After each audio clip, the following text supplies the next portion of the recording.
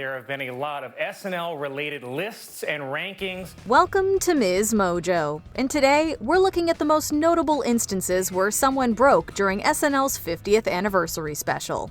We're going to take you for some psychological tests now. Oh, we'll save you the trouble. Fail. Number 10. Martin Short gets deported. 50th monologue. Throughout its 50-year history, Steve Martin has hosted SNL a whopping 16 times. Actually, it might be 17 times now, since Martin did the monologue for the 50th anniversary special. Traditionally, the weakest part of the show. Yes, the monologue is like a rent-controlled tenant. It's not going anywhere, even though it stinks. And there's so many members of the SNL family here tonight. Does that mean he's officially tied Alex Baldwin for the all-time record? Baldwin, I should have corrected you about that a long time ago. In any case, Martin set a tone for this landmark episode, receiving help from John Mulaney and Martin Short, the latter of whom thought they were co-hosting. Never one to share the spotlight for long, Martin calls upon U.S. Immigration and Customs Enforcement to haul his old buddy back to Canada. As Short starts to name names off-screen, Martin struggles to hide his growing smile before getting back to business. You know, Marty and I have been working together so long that we can actually finish each other's careers. It's just a small taste of a night filled with breaks. Number 9. Quinta Brunson's question. Audience Q&A. Tina Fey and Amy Poehler take this opportunity to answer a few questions, opening the floor to an inquisitive, star-studded audience. Quinta Brunson, who hosted the show in 2023, was the first to be called upon. I am an SNL superfan.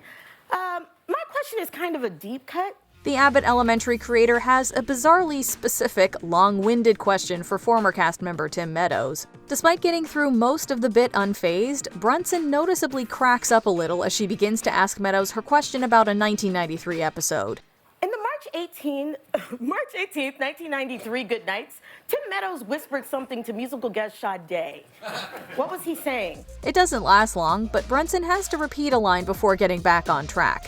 In case you were wondering, SNL didn't air a show on March 18, 1993, and Sade performed on November 21, 1992.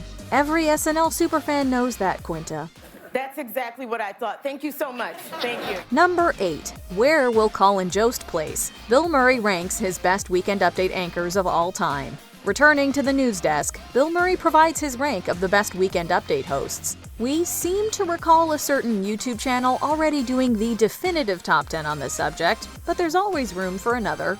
These are in no particular order, so I've listed them from worst to best. Although Murray excludes himself from the competition, he makes things awkward for current anchors Colin Jost and Michael Che. After putting Che in a league of his own, Murray trolls a giggling Jost by placing another Colin at number 10. He's one of the all-time greats, Mr. Colin Quinn. Okay. No, had you for a second. No, you don't worry. Don't. While Murray maintains his signature deadpan delivery throughout, Jost chuckles every time his predecessor teases him. Murray saves the best for last. No, not Colin Jost. His brother, Brian Doyle Murray, claims the top spot, and Scarlett Johansson's heart, which Jost takes in jest. Yeah. I'm told he's a very, very considerate lover. That's it. I couldn't be happier to be here. Bill Murray, everybody!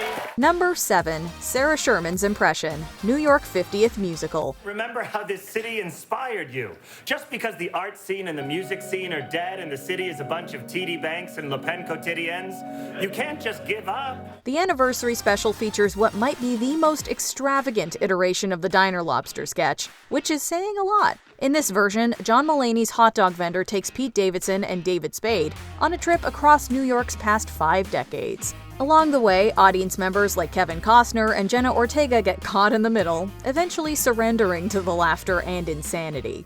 But Giuliani killed the dream. I dream.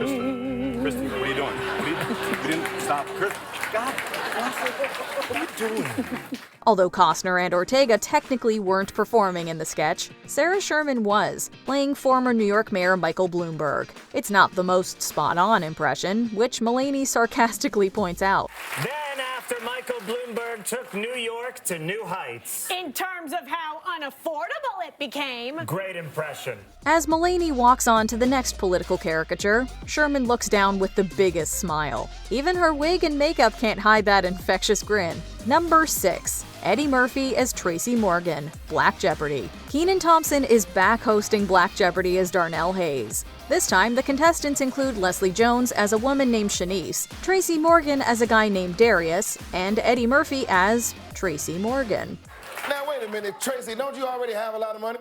Well, you gotta have a lot of money if you're gonna live like I live. I eat 4-cheese lasagna.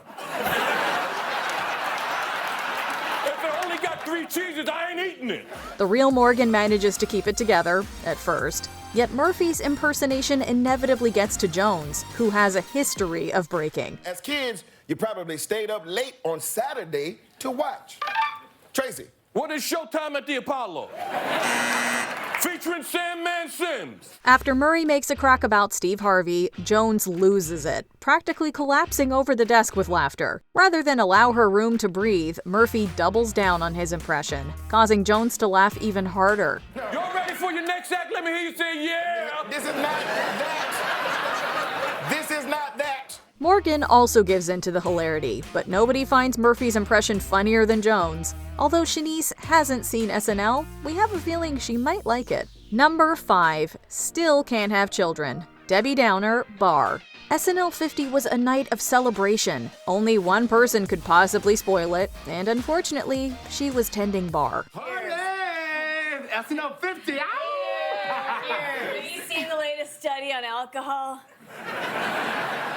Even one drink can significantly slash life expectancy. Ever since Debbie Downer made her debut over 2 decades ago, her sketches have gained a reputation for breaking the whole cast. Rachel Dratch didn't disappoint with her character's long-awaited return. Robert De Niro, of all people, is the first to show a chink in the armor, barely containing a smirk when Debbie lands on the topic of microplastics. Odds are they've already taken up residence in your testes.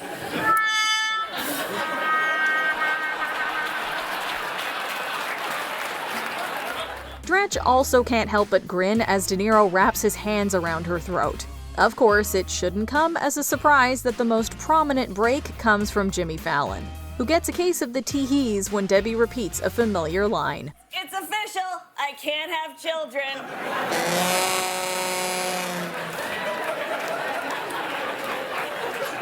But I told you that once, Jimmy. Yeah, did you? Yeah, I don't remember.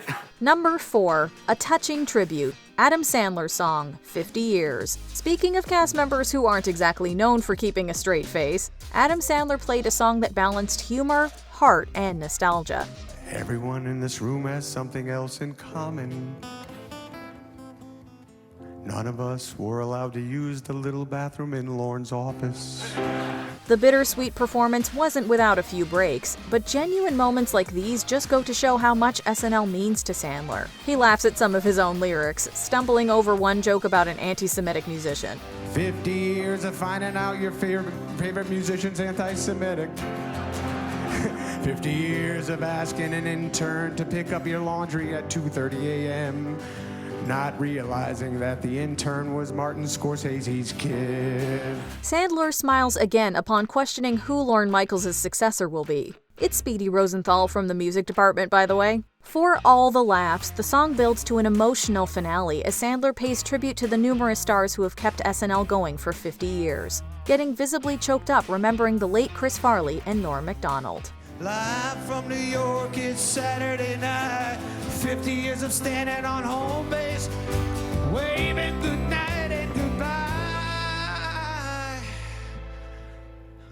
50 years of the best times of our lives. All right. Number 3. You ripped my buttons off. Weekend Update, Drunk Uncle. Who'd have guessed that the girl you wish you hadn't started a conversation with would have a baby with Drunk Uncle? Yep, we're just a typical Hollywood couple. You know, beautiful woman in her 30s, drunk idiot in his 70s. Actually, that makes too much sense. Aside from becoming a drunk father, Bobby Moynihan's character hasn't changed much. For starters, his inebriated rambling still has a way of cracking up Colin Jost. Cheeseburger, cheeseburger, cheeseburger, cheeseburger, cheeseburger. Right, yes, right, from the 70s. No, I misplaced 4 cheeseburgers. From the moment Drunk Uncle rolls up to the Weekend Update desk, Jost is already laughing. Drunk Uncle doesn't just know how to push Colin's buttons, he knows how to rip them off his jacket too, sparking what might be Jost's biggest and most unexpected laugh of the night. The Panama Canal is ours, Colin! You ripped my buttons. I ripped your buttons? For a second, it looks like Moynihan might break too, but it's merely Drunk Uncle wallowing in tears. Number 2. Meryl? Close Encounter 50th. If there's one recurring sketch guaranteed to break at least one cast member, it's Close Encounter. Ryan Gosling sadly isn't present, but Pedro Pascal is another easy target for Kate McKinnon's Miss Rafferty. My theory is, I think they thought it was an animal. Because, wait, Kermit, do you mind? Here, look. First, they didn't know if it was friendly, so they're cautious and they're going up, tapping it, and then going. And then, Rumbling under hysterical pressure, Pascal does his best to look away from the camera as McKinnon goes for the groin. Woody Harrelson is a touch more restrained, although you can see him doing everything in his power not to bust a gut. he's so excited, he's like wrestling with it. Like it's his brother, pulling me all around the room. So I look down, I see a guy between my legs with a smile on his face, and I'm like, I don't know, first time for everything. The sketch is as unhinged as ever, but it's taken into overdrive with the arrival of Miss Rafferty's mom, played by Meryl Streep in her SNL debut. From this point on, all bets are off as Streep and McKinnon make for a chaotic duo. Basically, we just kind of was a free fall for 40 feet with our carpets and our tar pits on full display. Yeah. We crash through a ceiling, we land ass up on top of Phil McDermott. Yeah. And who is Phil McDermott? He's a gentleman whose family, I bet, wish they went with the closed casket funeral. Before we continue, be sure to subscribe to our channel and ring the bell to get notified about our latest videos. You have the option to be notified for occasional videos or all of them. If you're on your phone, make sure you go into your settings and switch on notifications. We need more of this pairing. Number 1. Buddy the Elf, Scared Straight. What could be funnier than Kenan Thompson and Eddie Murphy scaring a few troublemakers straight? How about if you throw Will Ferrell into the mix? Hey. Everything okay here, guys? Wow, no one else is wearing their spring uniform? As a duo, Thompson and Murphy came close to breaking, but otherwise kept their cool. Once Ferrell and his short shorts made it a trio, it was only a matter of time until the sketch went off the rails. Tell him your story, Red. Well, you see, I was abandoned as a baby by my human parents. So I was forced to grow up at the North Pole. And you know, well, I'm gonna skip ahead. It's Elf. I'm talking about Elf. Thompson covers his mouth while trying not to look directly at Ferrell. While Murphy stays in character for the most part, he finally cracks when Ferrell seemingly flubs a line about Buddy the Elf. Because in prison, you're not gonna be named Elf. You're not gonna be an elf named Buddy. You're not. Thompson breaks as well, while Ferrell fights against his instincts to join in the laughter. By the end, there wasn't a straight face in the house. What was your favorite part of SNL50? Let us know in the comments. We will surround you night and day. Our rise to power is merely started. Do you agree with our picks? Check out this other recent clip from MsMojo. And be sure to subscribe and ring the bell to be notified about our latest videos.